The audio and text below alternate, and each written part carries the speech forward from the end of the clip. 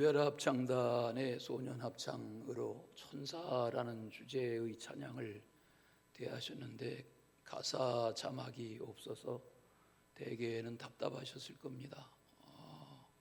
오늘 2부 예배 때 자막을 확인해서 띄워드리도록 하겠습니다. 우리 방송실하고 준비 과정에 뭔가 소통의 문제가 있었던 것 같습니다. 1977년 3월에 신학교에 입학했습니다. 기독교 교육 첫 학기 과목 중에 필독서로 읽게 해서 독후감을 써서 내라 하는 책이 있었습니다. 죽음의 수용소에서라는 이 책입니다. 이 책의 저자인 빅터 프랭클은 오스트리아 본에서 태어난 의사입니다. 정신의학을 전공했고 사상가로 자리매김한 유태인입니다. 20대 초반에 이미 교수로 임용될 정도이고 그의 연구 논문은 저명한 학회지에 실릴 정도였습니다. 그런 저가 유태인 수용소에 끌려가게 됐습니다. 수용소에서 어머니도 죽고 아버지도 죽고 형제도 죽고 자기 아내마저도 잃었습니다. 홀로 남았습니다. 그런 여건에서 수많은 죽음을 봅니다. 죽음의 공포, 죽음의 두려움은 체험한 사람이 아니면 말로 설명할 수 없는 그런 열악한 여건에서 추위와 굶주림 또 구타당하는 그런 공포 속에서 순간순간마다 죽음을 잊어본 적이 없습니다. 생사의 경계에서 도대체 산다는 것이 뭔가, 살아남아 있다는 것이 뭔가 하는 질문을 수없이 하며 지냈습니다. 그런 그가 그런 어려운 여건 속에서 생존한 이후에 세상에 내어놓은 것이 로고테라피라는 새로운 심리학 용어입니다. 로고라는 말은 진리를 말하는 로고스이고 테라피라는 치료를 말하는 두 단어의 합성된 의학 용어로 로고테라피라는 그런 학술을 세상에 내어 놓았습니다. 그것은 이론이 아니라 자기 자신의 삶을 근거로 체험을 근거로 한 그런 체험적인 생애 원리인 것입니다. 비극적인 상황에서 어떻게 낙관할 수 있는가? 분명한 악이 계속되어지는 그 앞에서 어떻게 따뜻한 마음, 흔들리지 않는 아름다운 마음을 유지할 수 있는가? 그런 질문은 너무 감성적일 수 있습니다. 그러나 그는 그런 모든 여건들 앞에서 인간의 유한함, 인간의 한계 이런 질문 앞에서 소망을 갖는다는 것, 살아있다는 생의 의미를 찾는 것이 얼마나 소중한가 하는 것을 불안과 고통과 두려움 속에서 보석처럼 찾아내려고 했었던 그런 체험가입니다. 그의 글을 읽다 보면 수용소 생활의 체험을 그 책에서 이렇게 담담하게 기록합니다. 이 수용소에서 저 수용소로 몇 년 동안 끌려다니다 보면 결국 치열한 생존 경쟁에서 양심이라고는 눈꼽만큼도 찾아볼 수 없는 사람들만 살아남게 마련이다. 그들은 수단과 방법을 가리지 않을 각오가 되어 있는 사람들이었다. 자기 목숨을 구하려고 잔혹한 폭력을 일삼고 도둑질하는 것은 물론이고 심지어는 친구까지도 배신하고 팔아버린다. 운이 아주 좋아서였든 기적이었든 살아 돌아온 우리는 알고 있다. 우리들 중에 정말로 괜찮은 사람들이 결국 그곳에서 수없이 살아 돌아오지 못하였다는 것을 그렇게 말합니다. 세계 제2차 대전으로 죽은 사람들의 수는 통계로 5,646만 명입니다. 5,600만 명 이상이 제2차 세계대전 때 죽었습니다. 6.25 때 죽은 사람들도 수백만 명입니다. 코로나로 사망한 이들의 통계가 요 며칠 전 통계로 550만 명에 이르는다고 합니다. 죽은 사람, 또 죽은 사람의 가족, 또 감염된 사람, 감염의 두려움 가운데 있는 이들, 감염의 후유증으로 고생하는 이들, 언제 끝날지 모르는 이 전쟁 이상의 이 미중위의 상태 속에서 각종 불안을 가지고 살아가는 이 현대인의 겪는 이 어려움은 한두 마디의 말로는 설명할 수 없는 그런 날들을 지내고 있습니다. 미국은 세계 최고의 의학, 세계 최고의 문명국가라고 자랑하지만 지금 오미크론 확진자가 하루에 평균 80만 명을 넘어섰다고 그럽니다. 두려움, 공포, 이 안에 갇혀 살고 있습니다. 내가 오늘 이 정도의 건강을 유지하고 이 정도의 생명을 유지하고 이렇게 살아갈 수 있다는 것이 기적이고 신비에 가깝습니다.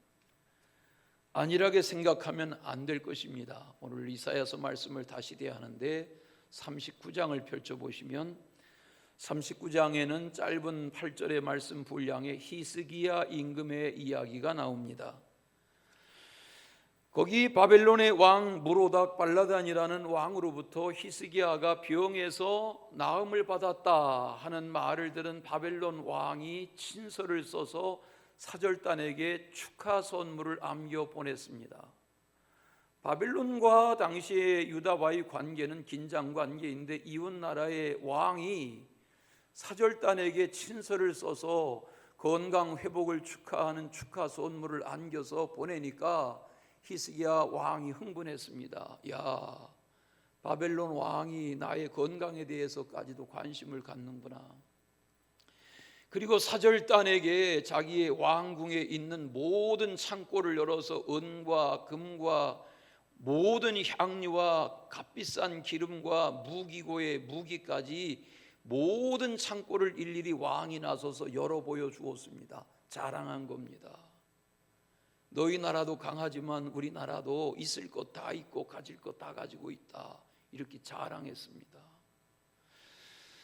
그리고 돌아갔습니다. 이사야 선지자가 국가적인 선지자 아닙니까? 저가 히스기야 임금에게 찾아가서 물었습니다. 사절단이 다녀간 것으로 아는데 무슨 일이 있었습니까? 무슨 이야기를 했습니까? 그때 자랑하듯 히스기야 임금이 말합니다. 내가 사절단에게서 건강 회복에 대한 축하 선물도 받았지만 내가 왕궁의 곳간을 다 열어서 보여주었노라고 그렇게 의기양양하게 말했습니다. 그때 이사야를 통해서 하나님이 히스기야에게 이렇게 말씀하셨습니다. 이사야서 39장 5절 이하의 말씀입니다. 왕은 만군의 여호와의 말씀을 들으소서. 보라, 날이 이르리니 내 집에 있는 모든 소유와 내 열조가 오늘까지 쌓아둔 것이 모두 바벨론으로 옮긴 바 되고 남을 것이 없으리라. 여호와의 말이니라. 또 내게서 날 자손 중에서 몇이 사로잡혀 바벨론 왕궁의 환관이 되리라. 이 말을 들은 임금 히스기야의 대답은 대단히 아니라고 태평했습니다. 당신의 이른바 여호와의 말씀이 좋소이다. 또 가로되 나의 생전에는 평안과 견고함이 있으리이다. 이게 무슨 말입니까? 장차 그런 일이 일어나든 말든 지금 내 때가 평안하고 지금 내 나라가 견고하니 나는 그것으로 족하오. 이렇게 대답한 것입니다. 세월이 흐르고 남유다는 망했습니다. 히스기야 임금이 남유다의 20번째 마지막 왕인데 보는 앞에서 바벨론 사람들이 쇠고랑으로 묶고 왕자들을 다 죽였습니다. 시드기야 임금의 두 눈을 바벨론 군대가 눈알을 빼버렸습니다. 그리고 놋사슬에 묶어서 바벨론으로 끌고 가버렸습니다. 이것은 열왕기 하를 읽다 보면 25장에 나오는 자세한 역사의 장면입니다. 히스기야 때에 이사야 입을 열어서 말씀하신 예언이 그대로 이루어졌습니다. 바벨론 포로 생활은 70년 동안 이어졌습니다. 왜일까? 국력이 약해서인가? 군대가 무력했는가? 왜인가? 왜 끌려갔고 왜 망했고 왜 성전이 폐허가 되었고 왜 고난의 날들을 나라를 잃어버린 민족으로 포로로 끌려가서 70년 동안 그 참담한 날들을 지내야 했을까라고 질문해 보게 됩니다. 우상 숭배로 말미암아 하나님의 심판을 받은 것입니다. 하나님은 죄의 값을 물으십니다. 죄의 값은 사망입니다. 제가 어제 우편물을 꺼내 정리하는데 별로 기분 좋지 않은 우편물이 있어서 얼른 뜯어봤습니다. 2003년 11월 버스 차선으로 운행했다고 하는 기록이 저에게 5만 원짜리 범칙금으로 날아왔습니다. 2003년이면 제가 미국에서 귀국한 그 해의 11월 달입니다. 저는 기분 나쁜 일은 빨리 해결합니다. 2003년 전에 죄의 값을 지금 묻고 있습니다. 하나님은 죄의 값을 물으십니다.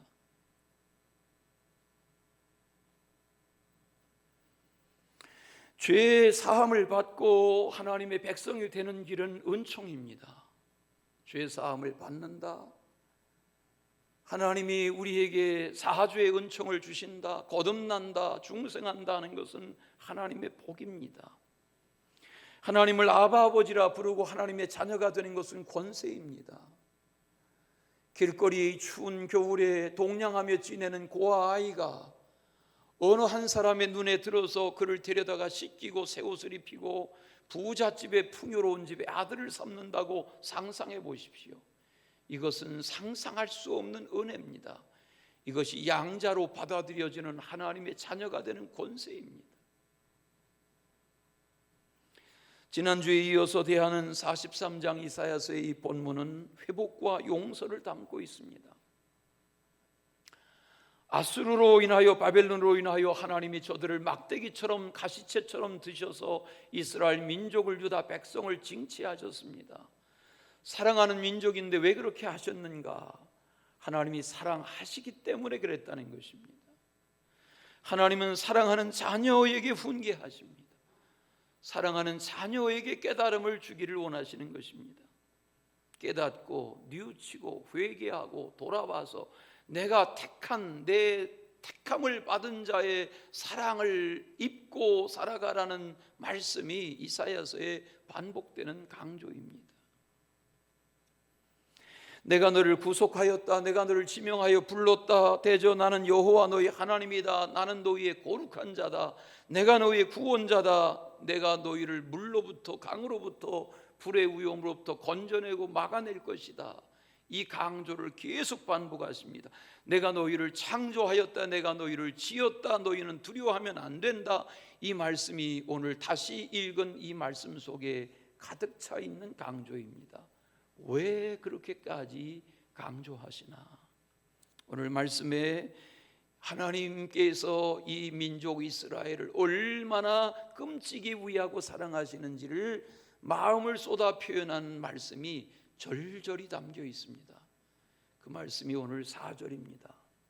첫째는 나를 보배롭고 존귀하게 여기신다 그랬습니다. 보배롭게 존귀하게 여기신다는 겁니다. 7절을 먼저 보실까요? 7절. 내 이름으로 불려지는 모든 자, 내가 내 영광을 위하여 창조한 자, 그렇게 말합니다. 하나님이 이스라엘을, 하나님이 우리를 얼마나 위하고 사랑하시는지 하나님의 이름으로 불려지는 자라고 말합니다. 하나님의 이름으로 불려지는 자가 무엇입니까? 성도입니다. 그리스도인입니다. 하나님의 자녀입니다. 하나님의 백성입니다. 선민입니다. 택함 받은 자입니다. 하나님의 이름으로 불려지는 자로 삼으신 것입니다. 뿐만 아니라 내가 내 영광을 위하여 창조한 자라고 말합니다.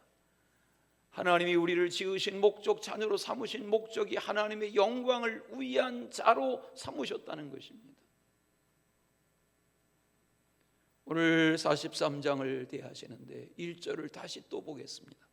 내가 너를 지명하여 불렀나니 너는 내 것이다. 이렇게 소유로 말씀하세요. 너는 내 것이다가 뭐예요? 하나님의 소유라는 거예요. 시편을 읽다 보면 17편이 다윗의 시편인데 거기 8절에 나를 눈동자같이 지키시고 주의 날개 그늘 아래 감추십니다, 이렇게 고백해요. 누가? 다윗이. 하나님이 나를 사랑하시되 나 같은 형편없는 죄인을 용서하시고 사랑하시되 하나님이 나를 눈동자같이 지키시고, 하나님이 나를 얼마나 소중하게, 얼마나 우리 각 사람을 귀하게 여기시냐면 눈동자처럼 귀하게 여기신다. 하나님이 우리를 보배롭게 여기시고 존귀하게 여기신다.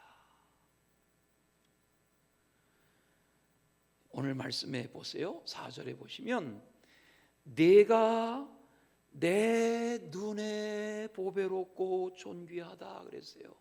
내 눈에 라는 말이 뭐예요? 내가 보기에, 하나님이 우리 각 사람을 보시기에 내가 너를 보기에 보배롭고 존귀하다 하시는 거예요.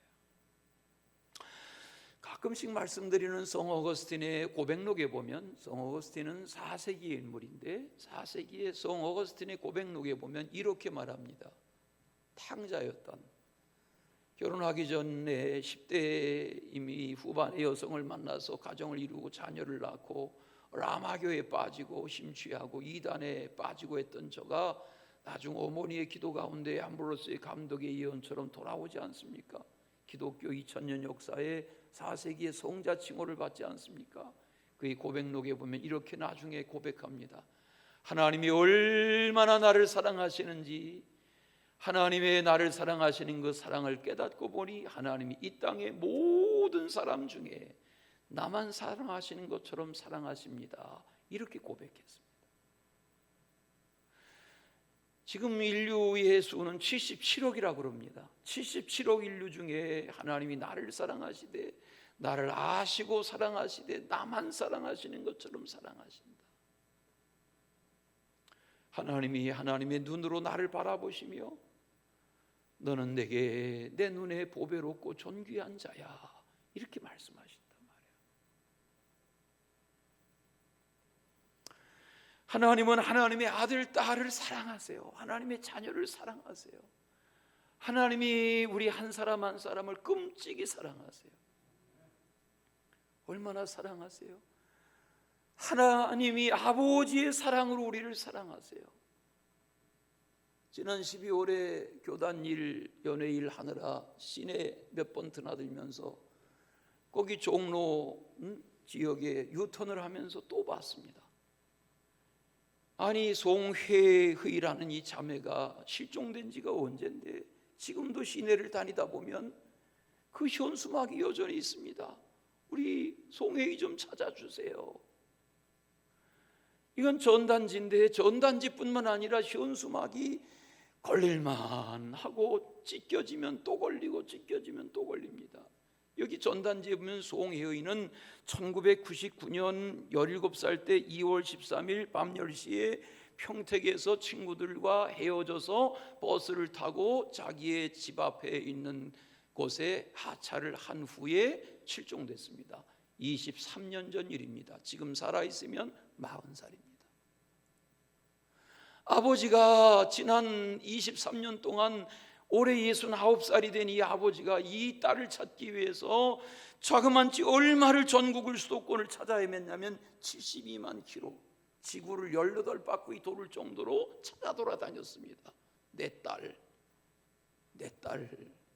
보았느냐? 전단지만 300만 장을 보여드린 전단지만 300만 장을 뿌렸습니다. 현수막을 2,500장을 만들어 내걸었습니다. 이게 아버지의 마음입니다. 하나님이 말씀하세요. 바벨론 포로에 붙이는 이 민족인데 말씀하세요. 내가 너희를 내 눈에 보배롭고 존귀하게 여긴다.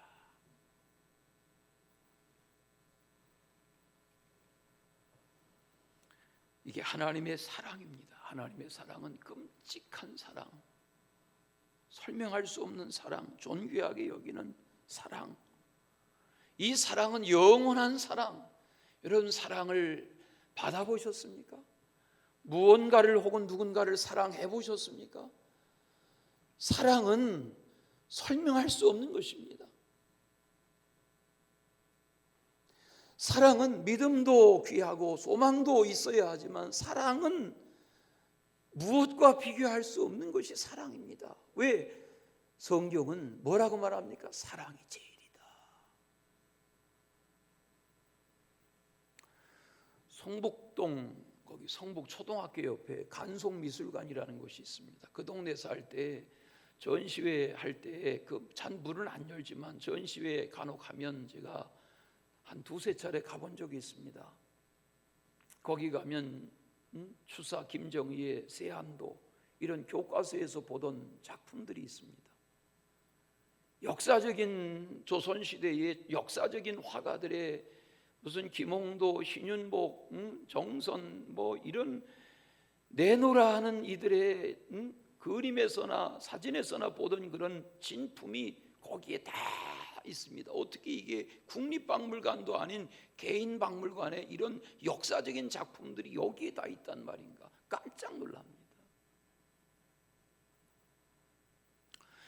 그 설립자인 그분 간송 전형필이라는 분은 지금의 종로 사가를 중심으로 한 거기에 그의 중조 할아버지 때부터 종로 사가를 중심으로 한 그 지역의 상권을 장악했던 어마어마한 거부의 증손자입니다. 조상 대대로 어마어마한 재산을 물려받았습니다. 자기는 1905년에 태어났으니까 일제시대 때 태어났습니다. 자기가 휘문고를 졸업하고 와사대학에서 법학을 공부하고 그러고 돌아와서 깨달은 것이 있습니다. 이거 나라를 잃은 것도 잃은 거지만 우리나라의 고려시대, 조선시대 선조 대대로 내려온 이 문화재 일본이 다 뺏어가는데 이거 찾아서 감추어둬야 된다. 그리고 조상 때의 재산을 다 팔아가면서 문화재 사들여서 감추어두기 시작했습니다. 주변의 친인척들은 저놈이 조상들의 재산을 말아먹는다고 했습니다. 그러나 그는 알았습니다. 문화를 보관하는 일이 얼마나 소중한가. 그런데 최근 뉴스에 보니까 이 코로나 환경에서 운영에 어려움이 있고 관리에 어려움이 있어서 40억 상당의 국보 2점을 운영비 충당을 위해서 한 개에 40억 상당의 2 보물을 판매하게 됐다. 그런 뉴스 기사를 봅니다. 거기에 수백 점, 수천 점의 작품 중에 작품 하나의 가치가 40억, 50억입니다. 그러니까 그 문화재의 가치는 나라의 역사이기 때문에 가치로 평가할 수가 없는 것입니다.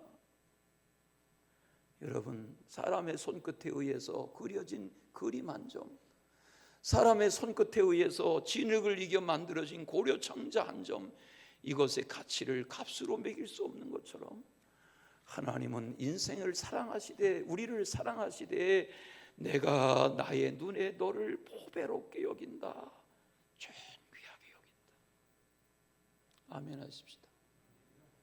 내가 너를 존귀하게 여겨, 보배롭게 여겨 하고 말씀하세요.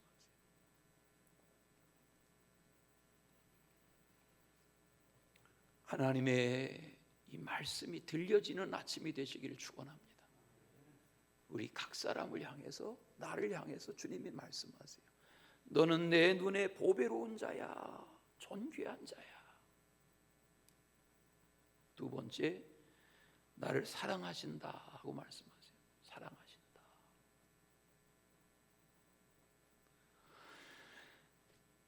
하나님의 사랑의 표현은 멈추질 않습니다. 뭐라고 말씀하세요? 내가 너를 사랑할 것이다가 아니에요. 내가 너를 사랑하였다, 그렇게 말씀하세요. 내가 너를 사랑하였다. 사랑을 고백하는 것입니다. 신앙생활이 뭡니까? 우리가 왜 예배합니까? 신앙생활은 나를 사랑하시는 그 하나님 앞에 나를 표현하는 겁니다. 그게 예배입니다. 예배는 하나님의 사랑에 대하여 나의 표현을 반응하는 것입니다. 그게 예배입니다.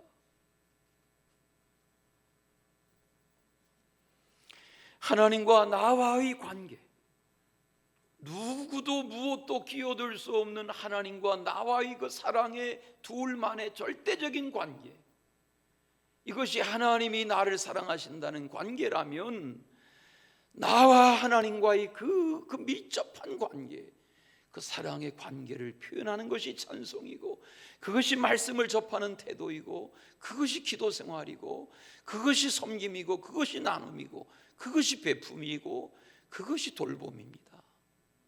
하나님의 사랑을 알기 때문에 그렇게 하는 것입니다.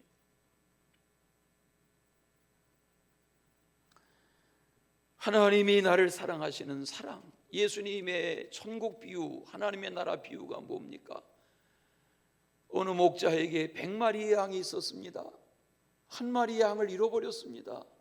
잃어버린 것을 알고 99마리를 오리에 두고 한 마리를 찾아 들로 산으로 헤맵니다. 그 찾아 헤매는 시간이 하루가 걸렸을지 일주일이 걸렸을지 모릅니다. 찾기까지 찾아 나섭니다. 산속 깊은 숲속에서 잃어버린 양, 지쳐있는 양 한 마리를 찾습니다. 어깨에 메고 돌아옵니다. 기뻐하며 돌아옵니다. 그리고 그 한 마리 찾은 양으로 인해서 잔치합니다. 양을 찾았다.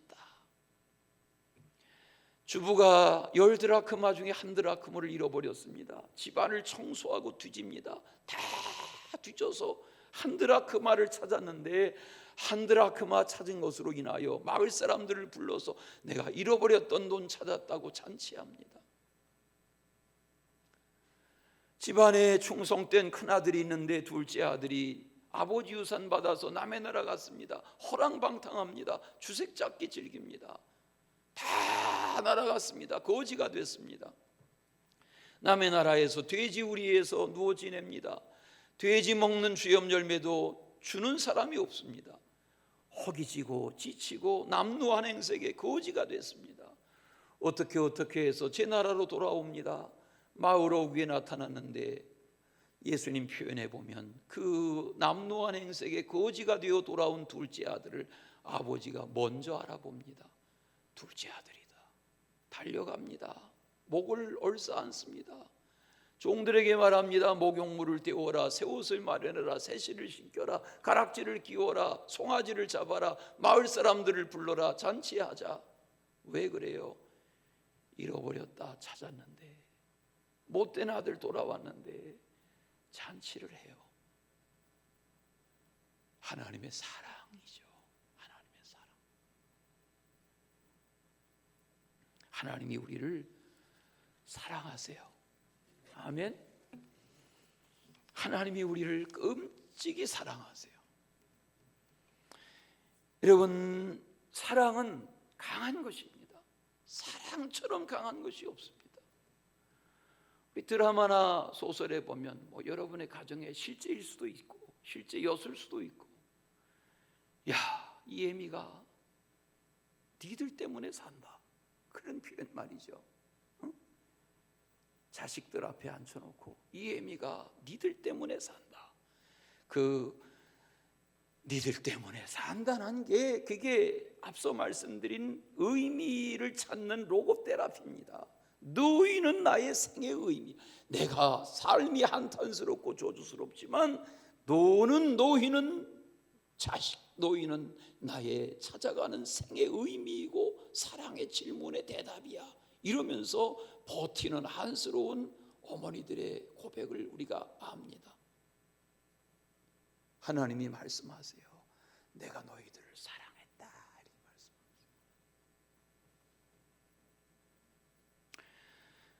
또 말씀드리죠. 미국의 브라운 대학교 가본 이야기 하는데, 거기 새벽 산책하면서 보니까 브라운 대학교의 한쪽에 높은 한 10몇 미터 되는 그런 붉은 벽돌로 쌓은 기념비가 있는데, 기념탑 한 귀퉁이에 청동 벽에다가 아가서 8장 6절 말씀을 새겨놨어요.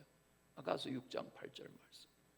사랑은 죽음같이 강하고, 물론 영어로 썼죠. 사랑은 죽음같이 강하고.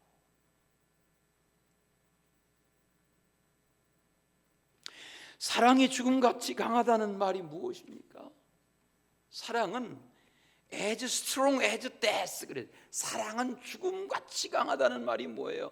여러분, 죽음이 강한 겁니다. 여러분, 죽음을 이기는 장수가 있습니까? 별을 4개 달면 죽음을 이깁니까? 죽음을 이기는 재산가가 있습니까? 죽음을 이기는 왕이 있습니까? 죽음을 이기는 청년이 있습니까? 죽음을 이기는 미인이 있습니까? 죽음을 이기는 지식인이 있습니까? 죽음을 이길 수 있는 이는 없습니다. 여러분, 죽음은 강한 것입니다. 왜 우리가 예수 그리스도를 믿는 것이 자랑스러운 것입니까? 죽음이 강한 것인데 그 강한 죽음을 예수님의 부활은 이기셨으니까. 크게 아멘 해보세요. 여러분, 우리의 부활신앙이라는 것은, 우리의 사랑신앙이라는 것은 죽음을 이기는 사랑이기 때문에, 죽음보다라는 비교급은 죽음보다 더 강하단 말 아닙니까? 하나님의 우리를 향하신 사랑은 바벨론에 70년을 던지신 것 같지만 버리신 것이 아니라 다시 불러 모아 동쪽에서 북쪽에서 흩어진 땅에서 불러 모아 오게 하시는 하나님의 이 예언의 말씀을 보면 하나님은 우리를 사랑하신단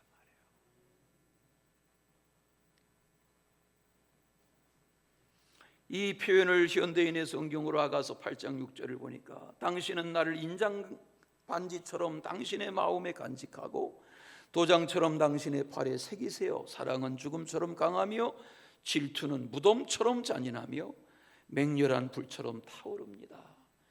이게 아가서의 술람미 여인의 고백인 거예요. 사랑은 강한 것입니다. 하나님이 세상을 이처럼 사랑하사 하는 요한복음 3장 16절이 뭐예요? 하나님이 사랑을 표현하신 눈에 보이는 사랑의 표현이 아들을 보내신 거 아닙니까?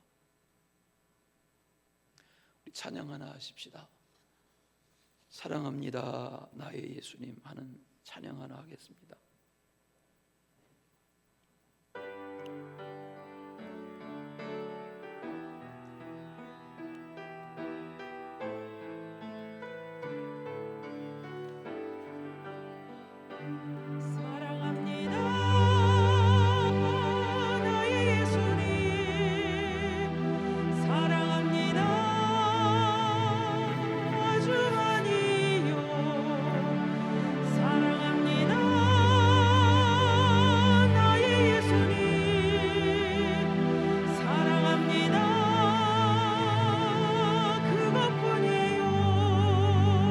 사랑한다 아들아,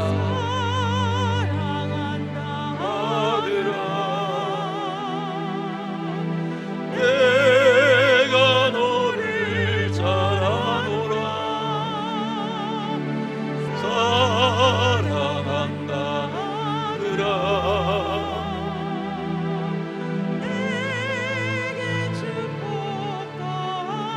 다시 한번 사랑합니다.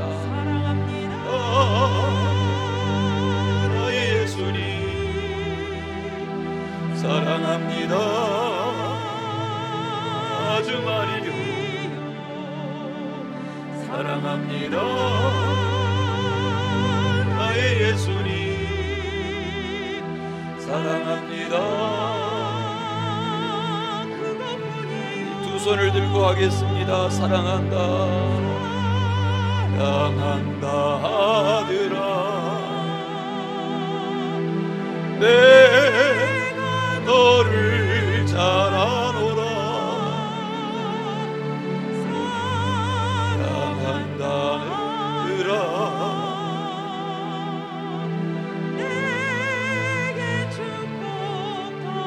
사랑한다 내 딸아,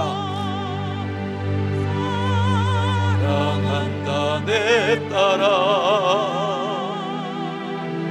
내가 너를 잘 아노라.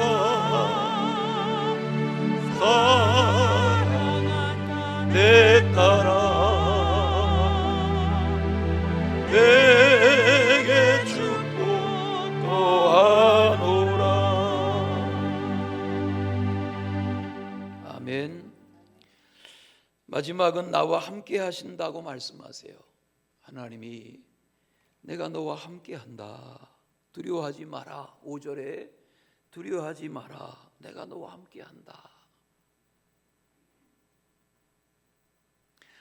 하나님은 택한 민족을 버리지 않으세요. 하나님은 택한 인생과 영원히 함께 하세요. 하나님은 함께 하시는 영이세요. 하나님은 세상 끝날까지 함께 하세요. 우리는 성탄이 지난 지 얼마 안 되는데 성탄절이 오면 보라 아들을 낳으리니 그 이름을 예수라 하라, 이렇게 예수라는 이름을 지어준 가브리엘 천사를 통한 그 이름에 집중하고 지나갈 때가 많지만 하나님이 천사 가브리엘을 통해서 주신 또 하나의 이름이 있어요.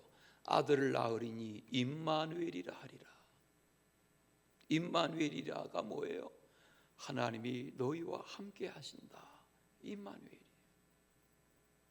그러니까 하나님이 우리에게 예수님을 이 땅에 육신으로 보내주신 것은 우리의 보여지는 임마누엘, 하나님이 함께 하시는 임마누엘의 증거로 육신을 입고 오신 아들이 예수님이신 거예요. 그 예수님이 이 땅에 계시면서 고치고 회복하고 귀신 내어 쫓고 죽은 자 살리고 배고픈 자 먹이고 천국을 말씀하시다가 붙잡혀 죽임당하세요. 예수님이 마지막 하신 말씀이 마태복음 28장 20절에 뭐라고 기록되었어요? 볼지어다 세상 끝날까지 내가 너희와 항상 함께 할 것이다. 예수님의 마지막 말씀은 뭐예요? 임마누엘이에요. 나는 임마누엘이다. 나는 함께한다. 예수님은 함께하는 하나님이세요. 예배당에만 함께 하시는 것이 아니라 여러분의 가정에, 직장에, 일터에 어디서 지내든 여러분의 일주일의 생활 중에 날마다 순간마다 일마다 때마다 언제나 어디서나 함께 하시는 분이 하나님이신 거예요. 그 빅터 프랭클 이야기 좀 더 하면 그 책에 하는 강조가 그거예요. 지금 여기서 Now and here. 우리가 의미를 찾는 것은 지금 다 죽어가는데 나는 살아있거든요. 다 끌려가는데 나는 지금 생명이 붙어있거든요. 다 두려운데 나는 지금 희망을 생각하거든요. 그 지금 여기, 이것이 생존의 의미라는 거예요. 지금 여기. 주님이 말씀하세요. 내가 사랑한다. 내가 함께한다. 믿음이 있으시기를 축원합니다. 오늘 말씀의 5절과 6절과 7절에 보니까 반복하는 세 번의 반복이 있어요. 오게 하며, 오게 하며, 오게 하며. 오게 하며가 뭐예요? 바벨론의 하수르에 다 흩어버린 줄로 알았는데, 다 죽도록 내버려 두시는 줄 알았는데 하나님이 남은 자들을 동쪽에서 북쪽에서 땅끝에서 찾아서 오게 하신단 말이에요. 예루살렘으로, 유대 땅으로, 약속의 민족으로 오게 하신다는 거예요. 11절과 12절에 보시면 나하고 나는 여호와라. 나 외에 구원자가 없다. 내가 알려주었다. 구원하였다. 보였다. 너희 중에 다른 신이 없다. 그러므로 너희는 나의 증인이요 나는 너희 하나님이다. 여호와의 말씀이다.